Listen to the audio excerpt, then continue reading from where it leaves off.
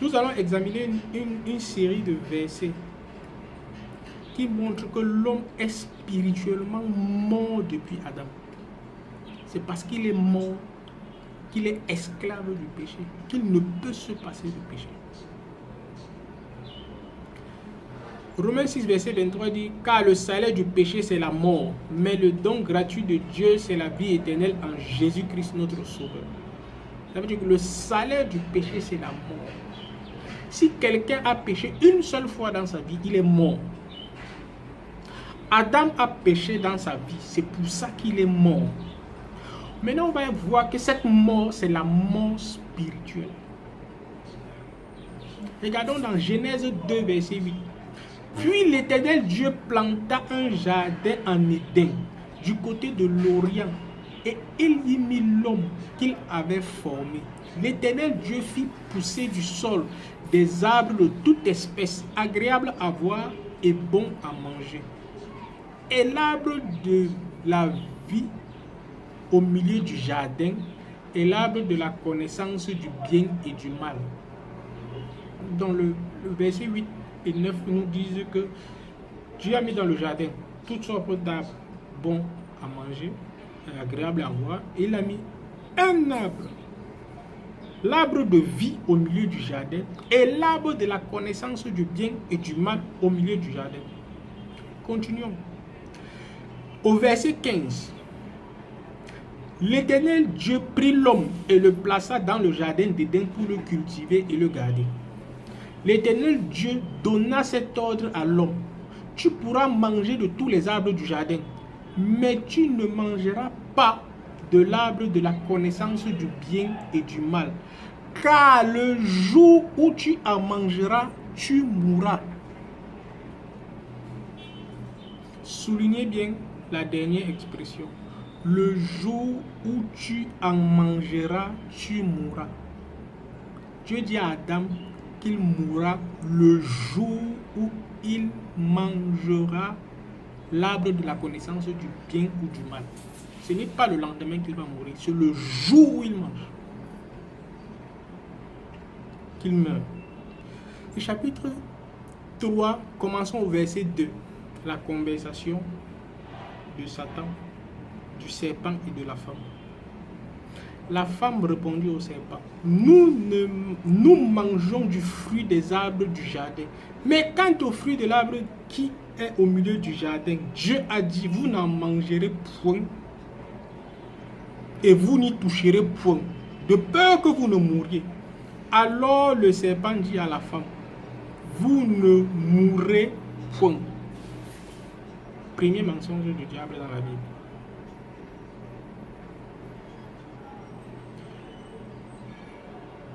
Qu'est-ce que la femme a fait? Tout le monde connaît la suite. Elle a confessé la parole de Dieu. Elle a obéi à sa parole. Elle a mangé le fruit. Par conséquent, Adam et Ève sont morts ce jour spirituellement. On peut voir du même chapitre, dans le même chapitre au verset 22, l'Éternel Dieu dit, l'homme est devenu comme l'un de nous pour la connaissance du bien et du mal. Empêchons-le maintenant d'avancer sa main, de prendre de l'arbre de vie, d'en manger et de vivre éternellement. Donc, la vie éternelle avait déjà été retirée par Adam parce qu'il a mangé le fruit. Et s'il avance sa main pour prendre l'arbre de vie, il va vivre éternellement. Verset 23. Et l'Éternel Dieu chassa du jardin d'Éden pour qu'il cultivât la terre d'où il avait été pris. C'est ainsi qu'il chassa Adam et il mit à l'orient du jardin d'Éden les chérubins qui agitent une épée flamboyante pour garder le chemin de l'arbre de vie. Adam a été chassé du jardin. Le chemin qui mène à l'arbre de vie.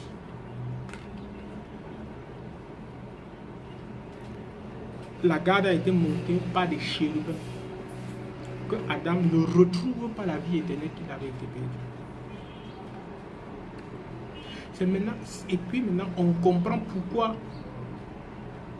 Dieu dit par exemple à un de ses disciples qui voulait enterrer, qui voulait aller ensevelir son père. Il dit, suis-moi, laisse les morts ensevelir leurs morts. Jésus parle ici des morts spirituels. Quand Paul dit, nous étions morts par nos péchés et nos offenses. Nous sommes tous à l'origine morts. Nous sommes morts spirituels.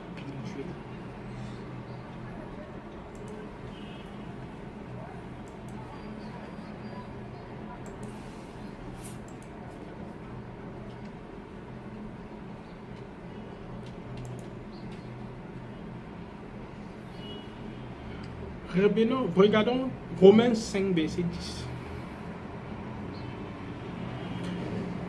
Car si, ici c'est Paul qui s'adresse aux Romains, aux chrétiens. Car si, lorsque nous étions ennemis, nous avons été réconciliés avec Dieu par la mort en son Fils, à plus forte raison, étant réconciliés, serons-nous sauvés par sa vie. Donc ici, nous avons une révélation claire que depuis Adam, l'homme et Dieu sont ennemis. Nous étions ennemis de Dieu. Donc celui qui n'est pas réconcilié avec Dieu reste ennemi de Dieu. On peut encore regarder dans Éphésiens 6, versets 1 à 6. Là, il est écrit, vous étiez morts par vos offenses et par vos péchés, dans lesquels vous marchiez autrefois, selon le train de ce monde, selon le prince de la puissance de l'air, de l'esprit qui agit maintenant dans les fils de la rébellion. Nous tous aussi, nous étions de leur nombre, et nous vivions autrefois selon les convoitises de notre chair, accomplissant les volontés de la chair et de nos pensées. Et nous étions par nature des enfants de colère, comme les autres. Mais Dieu, qui est riche en miséricorde, à cause du grand amour, nous qui étions morts par nos offenses, nous a rendu la vie avec Christ. C'est par grâce que nous avons été sauvés. Donc, ce texte nous révèle clairement que ceux qui ne sont pas encore réconciliés avec Dieu sont par nature des enfants de colère. Et que même les chrétiens étaient des enfants de colère, par nature. Et qu'ils étaient des fils de la rébellion. Donc ce verset est clair et simple à comprendre. Celui qui n'est pas encore réconcilié avec Dieu, peu importe ses bonnes œuvres, peu importe ses efforts, peu importe tout ce qu'il peut entreprendre, il est par nature un enfant sur qui la colère de Dieu demeure.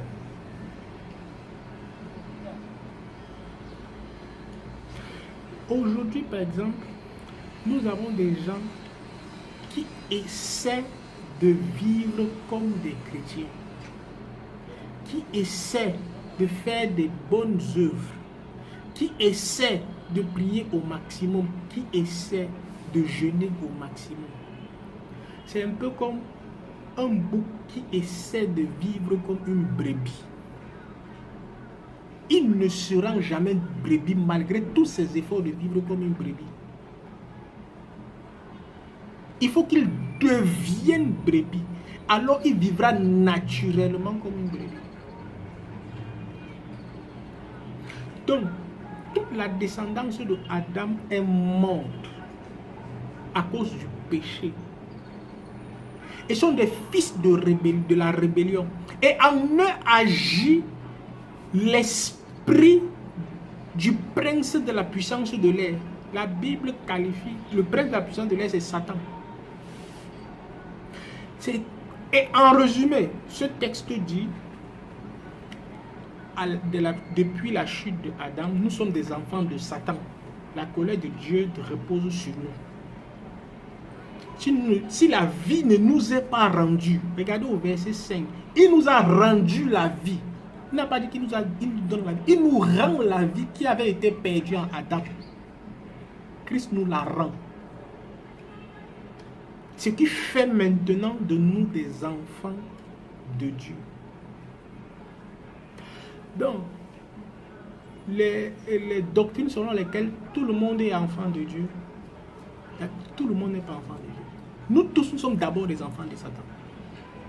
Et par Christ, la vie éternelle nous est rendue. Cette vie qui avait été perdue en Adam, que nous venons de voir. Quand nous regardons Romains 5, verset 12, il est écrit, c'est pourquoi, comme par un seul homme, le péché est entré dans le monde, et par le péché, la mort, et qu'ainsi, s'est étendu sur tous les hommes, parce que tous ont péché. La mort de Adam s'est répandue sur nous tous, faisant de nous des enfants de la rébellion. C'est très facile de reconnaître un enfant de la rébellion. Le texte qu'on vient de lire de Éphésiens nous dit, dans le chapitre 3, que nous tous aussi nous étions de leur nombre et vivions autrefois selon les convoitises de notre chair, accomplissant les volontés de la chair et de nos pensées. Donc un enfant de la rébellion, naturellement, il accomplit les volontés de sa pensée. Donc quand vous rencontrez quelqu'un, il dit, j'accomplis les volontés de ma pensée et de ma chair. Je vis comme je pense. Il démontre qu'il est un enfant de la rébellion. Nous tous, nous étions ainsi. Si quelqu'un dit qu'il n'a jamais été ainsi, c'est un mensonge. Parce que nous tous, nous l'avons hérité. Jusqu'à ce que la vie nous soit rendue, afin que nous ne marchions plus suivant la compagnie de notre chair et de nos pensées. Ça, c'est ce que la Bible dit. Maintenant, comment Dieu choisit de nous rendre la vie éternelle qui a été perdue depuis Adam? C'est par la bonne nouvelle. Quand on parle de bonne nouvelle, ça veut dire qu'il y a une situation désespérée. Ça veut dire qu'il y a une situation alarmante. Et puis une nouvelle vient résoudre cette situation. La situation alarmante, c'est que l'homme est mort depuis Adam. Et par ses propres forces, il ne peut rien y faire. Il est pécheur. Ça fait de lui un fils du diable. Qu'est-ce qu'il peut faire? Rien. La bonne nouvelle, c'est que Dieu vient redonner la vie à l'homme, la vie qui avait été perdue depuis Adam.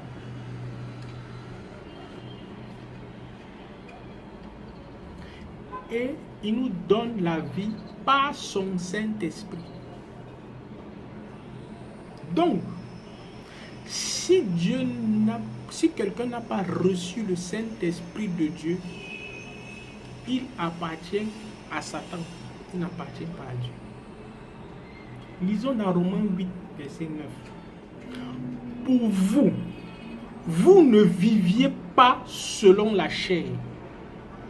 On a vu tout à l'heure que les fils de la rébellion vivent selon la convoitise de leur chair. Mais selon l'Esprit, si du moins l'Esprit de Dieu habite en vous. Si quelqu'un n'a pas l'Esprit de Christ, il ne lui appartient pas. Et si Christ est en vous, le corps est vrai, est mort à cause du péché, mais l'esprit est vie à cause de justice. Et si l'esprit de celui qui a ressuscité Jésus d'entre les morts habite en vous, celui qui a ressuscité Christ d'entre les morts rendra aussi la vie à vos corps mortels par son esprit qui habite en vous. C'est simple. Le Saint-Esprit est ce qui fait la différence entre un enfant de Dieu et un enfant du diable. Si vous n'appartenez pas à Christ, vous appartenez forcément au diable. Quand on dit, si Christ est en vous, Christ est en quelqu'un par son esprit. Et c'est par cet esprit que Dieu va ressusciter les morts en Christ pour leur donner le royaume. Donc, ça devient évident quand on comprend que il est impossible pour un homme d'entrer dans le royaume par ses propres forces. Comment va-t-il faire pour retrouver la vie? Comment va-t-il faire pour retrouver le Saint-Esprit, pour avoir l'Esprit de Christ qui donne la vie?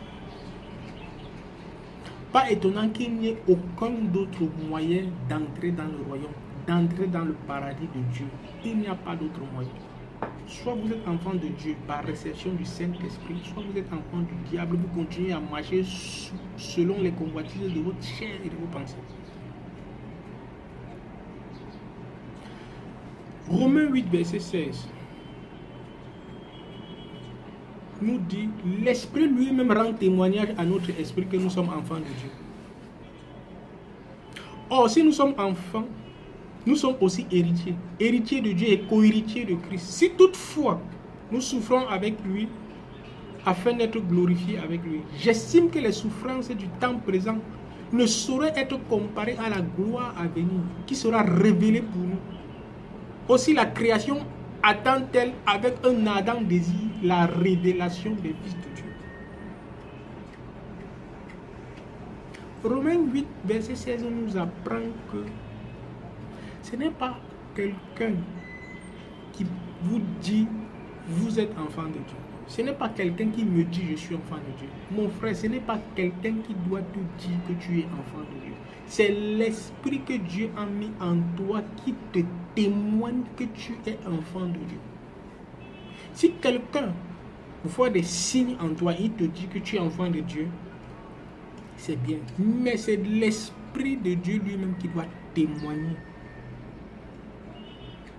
Et la révélation des enfants de Dieu, tout le monde attend. Ça veut dire qu'on ne peut pas, à vue d'œil, voir quelqu'un dire, lui il est enfant de Dieu, lui il n'est pas enfant de Dieu. Cela sera révélé très bientôt. Qui est enfant de Dieu, qui est enfant du diable. Et le seul critère sera le Saint-Esprit. Mon frère, si ton pasteur t'a dit que tu es enfant de Dieu, ton évêque t'a dit que tu es enfant de Dieu, ton prêtre t'a dit que tu es enfant de Dieu, qui que ce soit t'a dit que tu es enfant de Dieu, celui qui doit témoigner pour toi, c'est Christ. Le témoin, c'est Christ. Le témoin fidèle, c'est Christ. Il doit être en toi par son Saint-Esprit et témoigner que tu es enfant de Dieu. Ça, c'est très important. Si tu n'as pas encore reçu ce témoignage, ne te considère enfant de Dieu que lorsque tu seras, qui l'aura témoigné et non quelqu'un d'autre.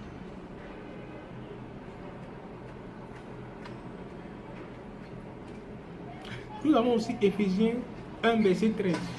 En lui, vous aussi, après avoir entendu la parole de vérité, l'évangile de votre salut, en lui vous avez cru et vous avez été scellés du Saint-Esprit qui avait été promis, lequel est un gage de notre héritage, pour la rédemption de ceux que Dieu s'est acquis à la louange de sa gloire.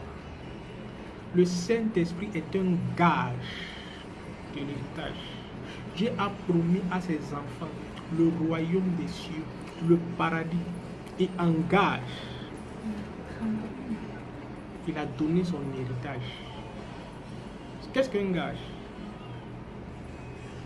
Un gage, c'est une garantie. Une garantie. Tu peux devoir une forte somme d'argent à quelqu'un. Tu lui dis, tiens cet objet en attendant que je revienne avec ce que je t'ai promis. Donc c'est la même chose que Dieu a fait. Il a dit à mes enfants, je vous promets le royaume de Dieu, je vous promets le paradis. En attendant la promesse, prenez mon Saint-Esprit.